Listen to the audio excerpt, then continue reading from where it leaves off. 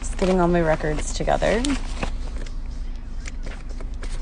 This is from last year. So I'm putting everything in an order that goes chronological and then putting it in my new planner. Thank you, Charlie. Someone please go check on Charlie and make sure that he's okay. I'm really concerned about him. Okay. Where have you been? And then this book, because literally if I don't... Hi guys, hello. Look where I am. Isn't it gorgeous? I have a lot of haters around me. But don't worry, we have 360 cameras. Look, it's so crazy how they all leave. They all just leave just as soon as I start recording. Isn't that wild? So crazy. Anyways, look at these geese. I love them. Right? I know. I'm so blessed. This is the best city ever. Ever. Well, except for the rape, you know, that no one can seem to keep me safe from. And like some girl had the audacity right now on one of my photos to say, have you considered, I don't know, something about my mental health and like considering that I'm saying this, I sound unstable and irrational. And it's like really, really makes you wonder, why is it that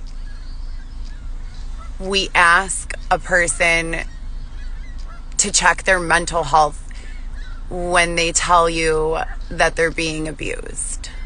Why? Why is that? You know, why isn't someone looking into the abuse? And this is a common theme that I've been noticing. So I'm really glad to be able to let this dynamic play out, you know, and document it. It's like everything goes to show you, okay, let's talk about my court. So I went to court in Cook County and they gave me traffic school and I have to pay $145 and some other stuff. And the reason specifically that I didn't bring up the PTSD or anything like that at the court date is because the judge gave me the option to just have it off my record if I pay this money and do the traffic school. So that's also a common theme. Maybe not exactly with trauma, but a lot of people, they get, you know, a deal or whatever. And when I say deal, I mean like the judge or the court will be like, all right, if you do this, then it's off your record and you just have to pay the money. So then the fear that we feel, or maybe lack of money to pay for a lawyer, even if the crime committed was not in fact our crime or our error, we feel compelled to just go ahead and say, yes, we'll take it, because whatever, you know, whatever they decided on seemed better than whatever we're fearing. And in some cases that may be an irrational fear. You know, it may be that if we just continued to speak the truth and go back to court time after time after time and explain to the judge what's going on, you know, that the judge would listen and we would be okay. But there's that little percentage, or maybe more than little percentage, as a lot of people know, that it won't be resolved, especially if you cannot afford an attorney. So we just quickly say, yes, okay, you know, I'll accept that, but we don't further explain the cause. And I think that that has a lot to do with the reason why a lot of policies don't work, because so many of us are just like, okay, fine, you know, I'll take it, instead of being like, you know, judge, actually, this is what went on, and the reason why it went on was this. And if we just communicate with each other and we explain, and we're all coming from a place of wanting to understand the other party rather than wanting to convince the other party to accept what we're saying as truth. Like, just throw both opinions up in the air as who cares if they're true or false, and just come from a place of understanding, period. Like, that's the only way to understand. And you have to understand if you're going to find solutions to problems. Otherwise, you're solving a problem that you don't even know you're solving or is not the problem that needs to be solved. It's such a beautiful day, guys. It's so windy. How are you guys doing? Hi. Also, I was trying to call some tech security companies about my phone. I don't know if you guys saw my story a few nights ago. They took me, the navigation while I was driving DoorDash kept taking me to the cemetery. And after all the threats on my life and like random stuff that's been going on, it's just like so, I don't know, uncomfortable. Oh, here we are at the cemetery. I'm supposed to be at Wingstop. Seems legit. So crazy. But yeah, so my phone's been having issues and I tried calling all these tech security companies, 4 or 5 of them, and they're not going through to tech security companies. Isn't that weird? The calls are literally being diverted the same way that they were when I was trying to report the abuse last year and so many other times. But this time I have it all recorded, the number that I dialed, the number that it diverted to. So now all I have to do is bring it in. And we're not doing this here. We're doing this out of state. But, Maine. Ooh, I would love to go to Maine. I've never been there. I heard they have really delicious, my friend, when I went on vacation, well, he's not really my friend. I call everyone my friend. It's a guy who I met who was living in like the Airbnb next to my Airbnb. That guy has a dope hoodie. That place, he told me about some really good seafood in Maine. That's what's up. But the fact of the matter is, you can't divert someone's calls. You can't withhold someone's free will. You can't, control someone in that regard. It's a clear violation of human rights. And this whole time, you guys, this is so crazy. Listen and understand me. I thought I was the only one. Like, it's not narcissism because I'm always thinking about other people, always. But I just thought, this is so crazy. Like, how is this happening? If this is happening, in fact, to so many people, why is it not like common knowledge? How come more people don't talk about it? Like, what is it really? And so now I'm just learning that these human rights violations are like an ongoing issue, and they've been going on for a while, and it's extremely oppressive, and it does, affect and impact more Black people than other races, but it definitely impacts other races as well. And I think I need to go on record as saying that I think this is 100% about social inequality rather than like race. And no, racism exists, do not get me wrong. But at this point in the game, they don't care what color you are. It's just about whether or not you have enough money and resources to defend yourself against the lies that they're going to tell about you. And I'm not really for that business at all, in any way, shape, or form. Like, people need help, Yeah, it is really odd. Yeah, I mean, the point is, no, I really don't know what. I think that the point is, if I get too stable, that I can start speaking on things that they really don't want me to speak on. And at the end of the day, I'm not going to stop speaking. So they're going to have to kill me. Like, I don't know what else to tell you. It's not, they do all these like indirect threats and like coercions and extortions, and it's just not okay. You can't do that to people. You can't set people up. You can't stalk people for years. You can't ignore their cries for help and then at the same time ask to be respected, as an authority, or as like a governing body. You have to hear the people and hear them crying. Like, it hurts me. It hurts. I hear it. I see it. These people are being controlled and like forced around, and it's not okay. I know. Like, the craziest part is that I don't feel like we can blame it totally on the government, because that's so broad, that who is the government? The government is just a way of like putting blame somewhere where no one has to take accountability. So like, I don't even want to blame the government. I don't even want to blame anyone. I just want to talk about exactly what's going on and how we can get it to stop, or how we can change it, and manipulate it in a way that's going to be beneficial to everyone involved. Everyone wants the same thing, in the sense that we all just want to like live freely. Like, free will is the most important thing to most people.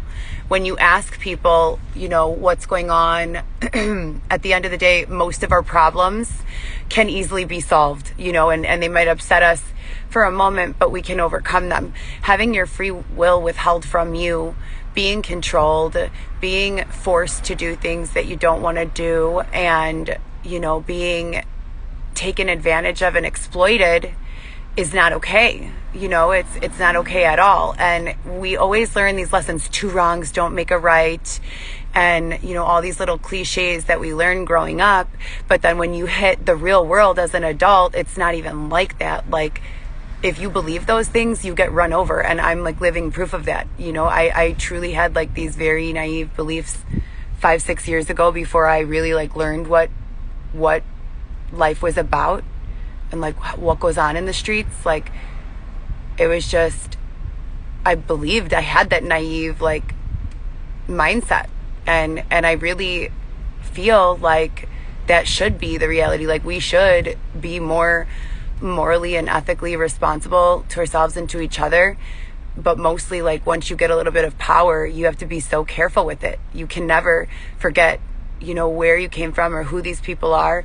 If someone is looking into my eyes, like, I can feel their pain, I can feel their struggle, and I can feel like this just unsettled, restless soul. And I hate that. Like, I hate that so much. Everyone deserves to feel happy and free and, breathe. Everyone deserves to breathe.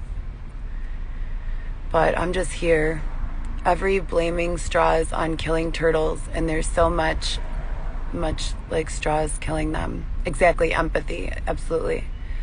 What am I going through? Well, I've been sexually assaulted multiple times. Every Airbnb that I check into since being thrown out of my apartment last year, there has been, not every Airbnb, but I would say about 2/3 of them, there has been a sexual assault taking place.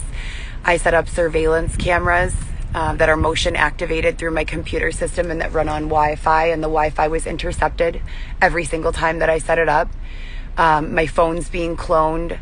When I try to make certain calls, they're being diverted. All my social media accounts have been hacked numerous times. My identity has been stolen numerous times, and none of these problems are easy problems to fix. There is no quick, here's the answer, let me snap my fingers and everything is all good, but there should be some answers. And I have not gotten really anywhere, and I have called hundreds, without exaggeration, hundreds and hundreds of places, and people. And the abuse has been reported in so many different capacities that it's not even funny. Like, I've literally been yelling out, like, I need help, this is happening. And again, I'm not here to blame anyone or say, like, why aren't the police helping? Why isn't the government helping? Why aren't the streets helping? Because there is no one easy solution to any one of these problems.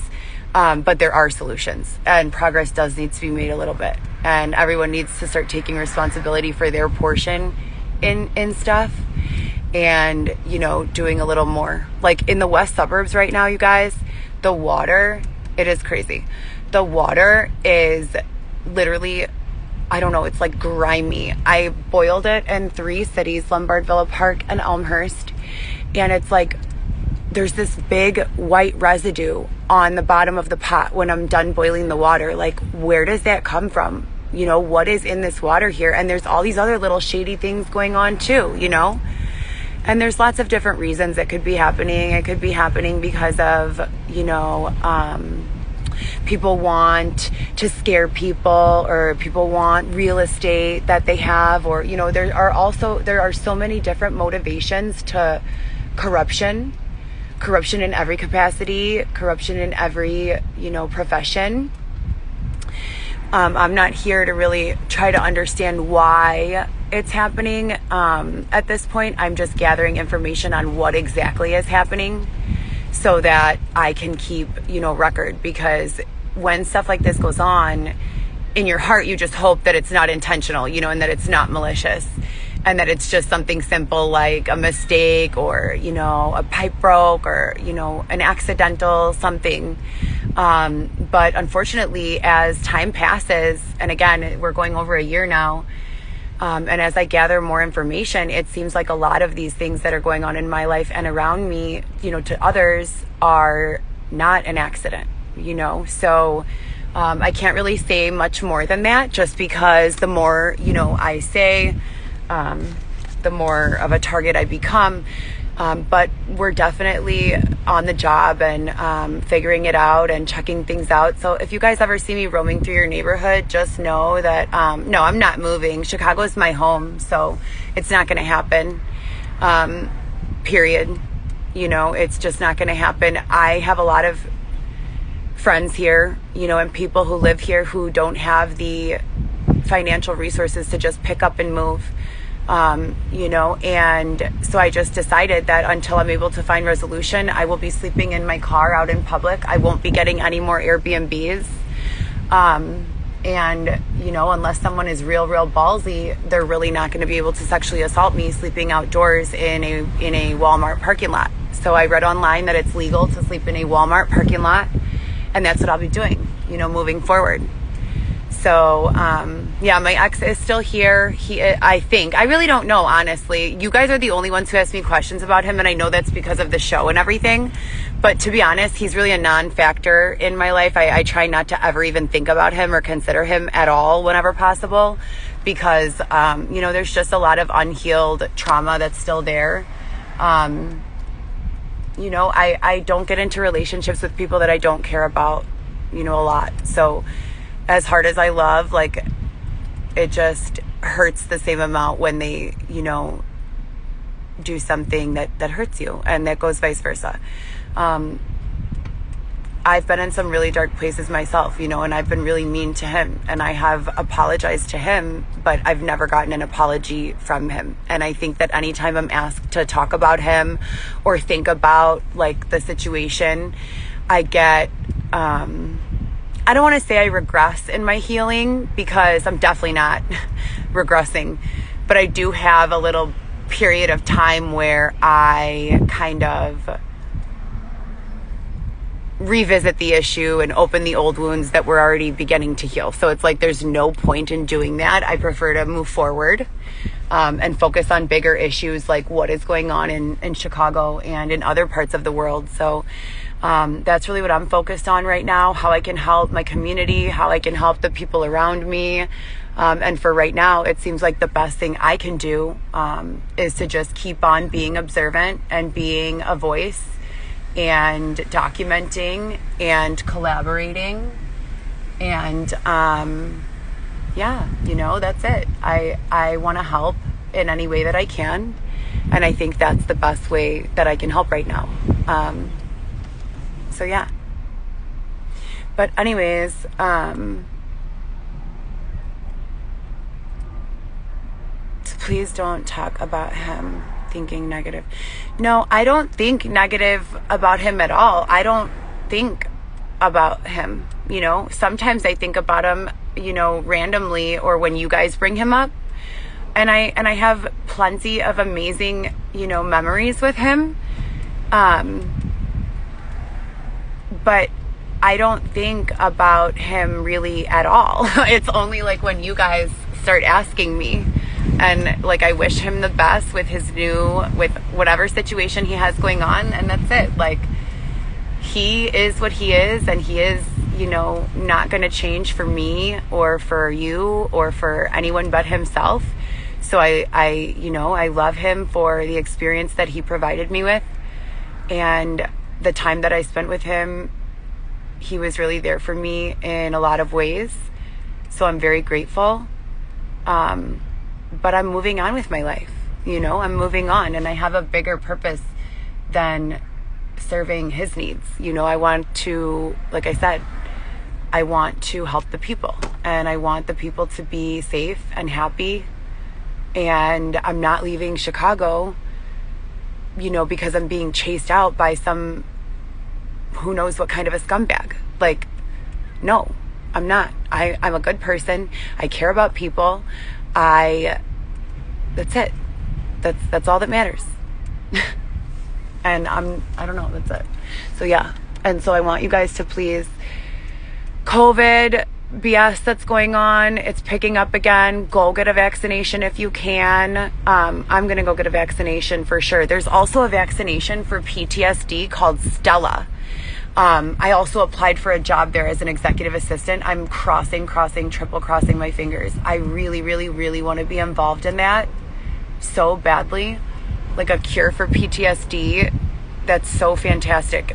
Because I've developed so many like coping skills with the PTSD and ways to self-soothe that I share with you guys. The aromatherapies, the counting, engaging all of the senses, distracting yourself, etc. But it does still get, you know, it still pops up. It creeps up from time to time. It creeps up. Am I homeless? No, I'm not homeless. So I've been living in Airbnbs and hotels for the last year. I've been working DoorDash and doing some other projects, focusing on getting healthy, mind, body, and soul, hitting the gym. But I'm sleeping in my car because I'm being sexually assaulted repeatedly.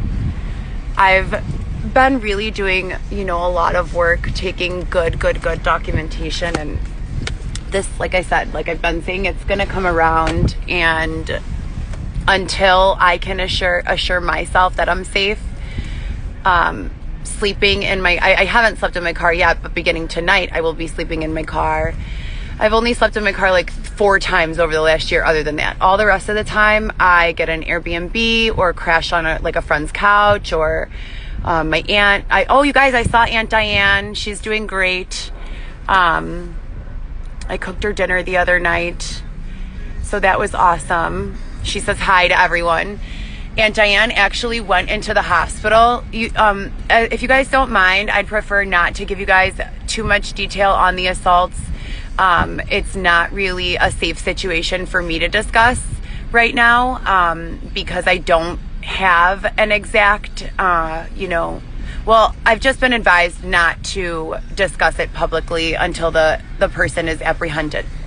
So we're going to skip past that. But Aunt Diane got a heart attack, a small one, or some sort of cardiac event. I'm not really sure exactly what it was, because she like totally grazed right over that part of the story so that she could get to the part where when she was in the hospital, the doctors and the aunts were like, oh my God, you're famous. Oh, Tesla. I love the Tesla, you guys. Love it.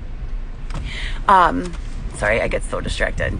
Yeah, she's like, oh my God, everyone recognized me. They said I'm a movie star. She was so happy. And you know what I say? Like, all the abuse that I've endured as a result of the show, all of the harassment, all of the slander, all of the everything, upsetting my PTSD, disrupting my mental health, like all of that is worth it to see that woman so happy. You guys, Aunt Diane was so happy. She like really, really loved that they recognized her. And so special shout out to the doctors and nurses that gave Aunt Diane some love. If you guys ever see Aunt Diane, she doesn't really go outside, but if you ever do see her, say hi to her, because she was just absolutely could not have been more excited and happy that they recognized her from the show. Me, on the other hand, I could do without it. I could do without it for sure. But again, it was worth it to see her happy and excited. She's adorable. Yes. Thank you guys so much for that. And my mom is having a lot of health issues too. And that's another thing that I'm noticing popping up are these health issues, in trends. So I'm tracking all of this. And again, I don't want to go too deep into what I'm discussing, because that's how you create enemies, as I found out time and time again. But There are trends in certain illnesses, spikes in certain illnesses. And there are also trends, in various factors, demographic factors, in the populations of people who are becoming inflicted with those illnesses. So I'm working on that also. Other than that, I've just been, cruising around, driving DoorDash, seeing the kids, trying not to die, having a breakdown like once every 3 days, I'd say. Like a mental little cry it out for an hour or two. I'm in a really good vibe right now. It's not always like this for sure. Like there are very, very dark moments. I'm telling you guys, after I wake up and my private area is all swollen and painful and I'm literally in excruciating pain and groggy and can barely focus my eyes or walk, that's when I realized that they have used GHB, and you guys all need to know this because this is a pretty common occurrence. GHB is the date rape drug. You cannot taste it if it's mixed in a beverage, and they have other ways of concealing it. That's what they're using when they assault me. And there are mornings that I'll wake up and it'll happen and I'll be so like torn up, like I will literally just like start screaming at a stranger for no reason. Like I'm not okay, and I can't keep reaching out for help from the police with no physical evidence. And that's like the worst part of it all, is the pain to relive a sexual assault or to discuss a sexual assault even once. It's awful, but to have to do it over and over and over and then be called a liar or crazy or, and the police, it's not that they don't believe me. It's not the police calling me liar or crazy. It's just the people here mostly on Insta. And not most of the people. Most of the people who I talk to and who follow me have been following me for a long time, and they know me and they know my personality and they know, that I'm a very credible person and they know how I am. I'm just very real. What you see is kind of what you get type of deal. But the people who, followed from the show and took that whole attitude that I was crazy, they apply that to everything that goes on in my life. And that creates a very dangerous situation, because then when bad things are happening and they're saying that, it's like, why would you discredit my experience, especially when it's an abusive experience that other people can be falling victim to as well? Like, why don't we put a stop to this and, keep people safe and discuss what's going on rather than just mask it with a crazy Band-Aid, so to speak. But yeah, I'll lose it. I'm not always good vibes and I'm not always like in the best place. I do get really sad. I do feel really hopeless. I do feel really confused a lot of the time, but I can't stop. I can't stop. There's no stopping, Got to keep going. That's the only thing. I'm not going to allow anyone to be in my videos at this time, just because everyone who I've chosen to interact with, literally every single person that has come through my phone or message asking me for an interview, with the exception of the interview that I did with 2 people that's up, you guys have seen, it's always been like a trap, like a trick, something crazy, like they're doing awful things, like they're saying nonsense